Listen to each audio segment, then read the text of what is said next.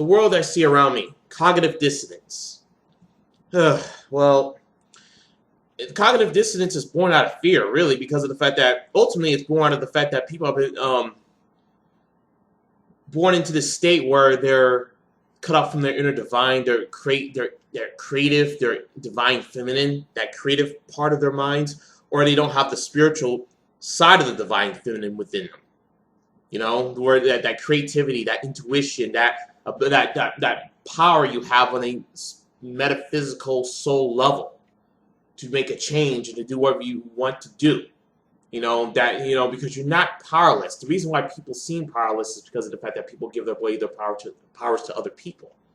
But anyways, like I said, because of the fact that we got an establishment that have manipulated that, you gotta understand that this establishment is owned and controlled at all levels, all over the place, by people who are there to screw with you and to actually mess you up, to profit and to control and to enslave.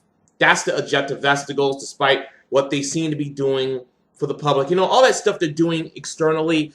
Like they say, good works is actually done in the light of day, where the dark works is actually done in the cloak of the. I'm gonna say the cloak of the night. Then again, that's not. I don't think that's really that original. That saying, because I think I messed up the quote. But anyways, like I said, you gotta understand that evil doesn't usually do things. Don't usually do things in public. And I'm talking about true evil. I'm not talking about that petty criminal stuff like robbery, murder, and all that stuff. I'm not talking about that. I'm talking about conspiratorial evil. That's what I'm talking about. When someone's plotting to screw people over, they don't just make it public. Of course they have to cover up. That's the whole point of compartmentalized hierarchy. But I'm not going to get into compartmentalized hierarchy. All I have to say is that every major institution is compartmentalized. A lot of people don't know what is going on at the higher levels, which is why a lot of people have a misconception of what these institutions are all about, because they assume that the lower levels are like the higher levels, not understanding it's the other way around. The higher levels is not the other way around. More like it works differently. The higher levels is a lot different than the lower levels. It's a whole nother world. But anyways, like I said, these institutions, they try to convince you that your food, your water, your food with GMOs, all this pesticide, oh my goodness, all this junk, your water with sodium fluoride, hydrofluoric acid, what's it called? Let me double check. No, hydrofluoric acid, that's liquid form. I'm talking about sodium fluoride, actually. The stuff in the food, the water, the stuff in the air you're breathing. Because there is so much stuff in the air nowadays, especially due to all the aerosol spraying that's going on. A lot of people still religiously deny and don't look into. They refuse to look into. Because of the fact they're so scared. And to be blunt, that's because of the fact that most people are a bunch of bitches. And I'm sorry that that might offend you. But you know what? I'm not here to be your friend. I'm not here to make friends. I'm here to tell the truth. Whether you like it or not. Because like they say, the truth hurts, It's as the cliche goes. And I understand that a lot of these people got these fears, but at the end of the day, you got to get over it. I had to get over a lot of fears. For example, I had to get over the fear of actually going out and speaking this. For years, I had a fear of going out and speaking this. A fear. But I got over it. I stepped up. I said, I'm not going to let it stop me because my inner divine self is better than this. My inner divine self is not influenced by this reality, by the people who will try to criticize me or try to fuck with me. They're not going to get nothing from me. Their criticisms don't mean nothing. They criticize me, I block them on my email. It's that simple. Block button, done. Really. That's why people need to get over this ridiculous fear. This fear is the reason why a lot of people can easily be fooled and duped and thinking that things that are bad for you are good for you in small doses. Yeah, you can consume this is in small doses. It's good for you, The establishment told me, hey, it's good for you to take this, this chemical into your body. Or I could drink this sodium fluoridated water, despite the fact that there's a lot of things out there pointing to the fact that it's not good for you. So fluoride in the drinking water is actually just a byproduct of aluminum, of the aluminum industry, I believe. You know, it's a byproduct. It's waste product. Go look up sodium fluoride in its true form. You realize that it's actually also is used as a rat poison, used as a pesticide, and also guess what? It's used as and it's an ingredient in nerve gas or sarin nerve gas. I think that's how you pronounce it. Excuse my English, but then again, my English is kind of weird considering the fact that it's my native and only language. Yet I sometimes have such weird English that sometimes you don't even hear I don't even understand what I'm saying sometimes when I actually listen to my own videos that I record. But anyways, like I said, what you gotta understand something, that just because a so-called expert has told you that something is good for you, despite the fact that comes in telling you that maybe you shouldn't put that in your body, doesn't mean it's actually good for you. You gotta understand that if you live in a world where people are easily willing to lie to you just for a paycheck and a pension, just like that, most of these people don't give a shit about you. Nice people sell out quick because of the fact that most people have no integrity. We live in a society of moral relativists, nihilists, materialists, and others out there who are cut off from their inner divine nature. And they actually have no understanding of how universal law works. So they end up creating a society of suffering because they don't understand that the reality that's in front of them is a mirror based on our collective actions, beliefs, thoughts, and attitudes. So a lot of people need to get out of this attitude that the establishment or the government would never do such a thing, that these people are looking out for our best interest. You gotta understand that historically that they're not doing that. They actually are just doing a semblance of that just to keep you ignorant. One of the best ways to actually enslave and control a populace is by giving the illusion that they're free, and giving the illusion that the so-called authorities care.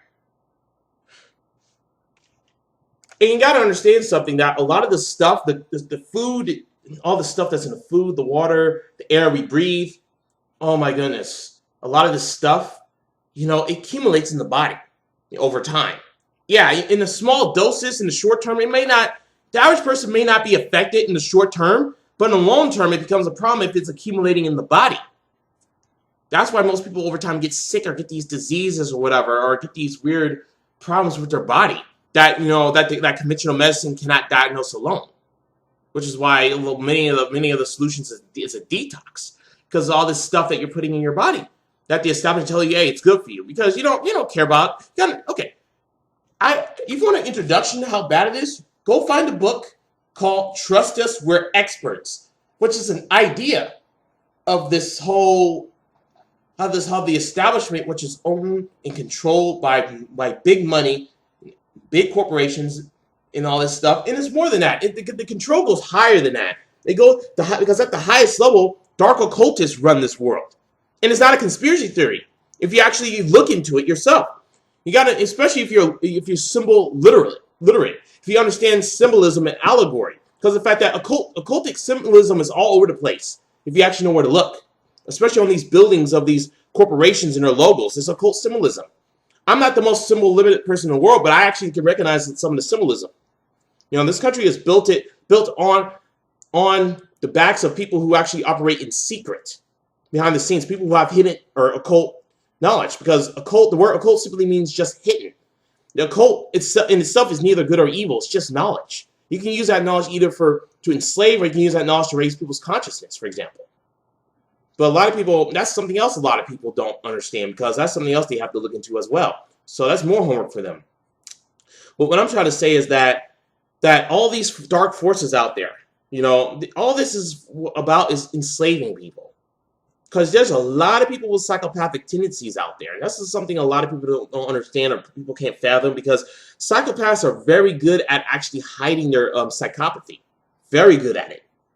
You understand that there may be that primary psychopaths, the ones who are born with psychopathy, are a minority, but the number of secondary psychopaths, there's a lot of them. Or at least people with psychopathic tendencies. They may not be full-on psychopaths, but they're willing to actually harm another person to get ahead without actually feeling remorse for it. If it means actually them if it means the pursuit of their pleasure. Their selfish, more so their selfish pleasure. You know, a lot of people. I mean, a lot of people actually, they literally do indeed actually follow their bliss, which I actually talk about how the idea of following your bliss actually can lead to more. It sounds to me like a weird advocacy of moral relativism. It's very popular in the New Age circles. You know, I'm surprised. I mean, and a lot of people do it in the real world. They try to follow their so-called bliss, which actually may actually involve harming other people. It doesn't mean it's a reason to get ahead. You know, but hey. But what I'm trying to get at is that just because the establishment tells you that something is good for you or that this is not so, doesn't mean it's true. You got to understand that authority or so-called experts or people with a degree don't, these people doesn't, just because they say something doesn't mean it's true. You have to look into it yourself. Understand, look into your own inner guidance. Follow your intuition, follow your heart. Because we live in a world where there's a lot of deceivers out there. A lot of deceivers out there, and a lot of people who are willing to screw you over when if it means their personal gain. But a lot of people can't fathom this. A lot of people have this childish, naive attitude that these people will never do this, would never do such a thing to us. I'm sorry, but they do these things to you because they don't give a shit about you. You know?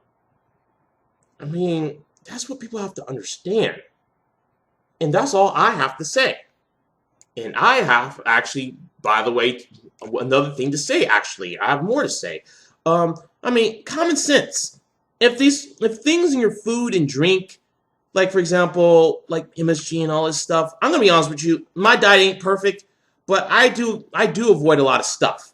You know, I mean, I'm not going to sit here and say my diet's perfect and I'm this stereotypical person that eats this 100% clean, organic diet.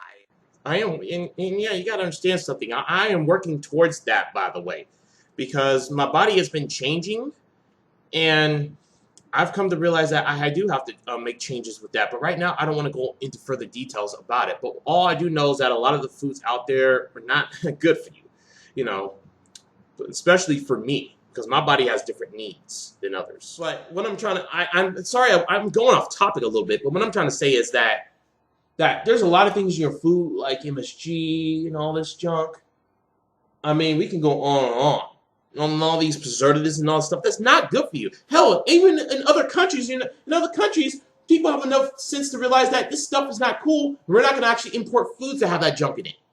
You know? So, it's just, common sense tells you that if this chemical, for example, remember, for example, something like silly putty, is being used in your food, or the ingredients to make silly putty, it tells you that maybe eating that in the long term isn't good for you. No, because they figure, hey, small doses is okay. It's okay to eat these preservatives that are actually not edible in their most raw form. I mean, think about it for a minute. In the stuff that you're breathing and the stuff in your air, people don't look into this because, like I said, ultimately what it comes down is fear. Fear of knowing that it's gotten pretty bad because of the fact that people choose to ignore this and choose to say, oh, if the establishment or the mainstream media tells me so, that okay, it's okay. So we should just stroll away. No, it doesn't work like that.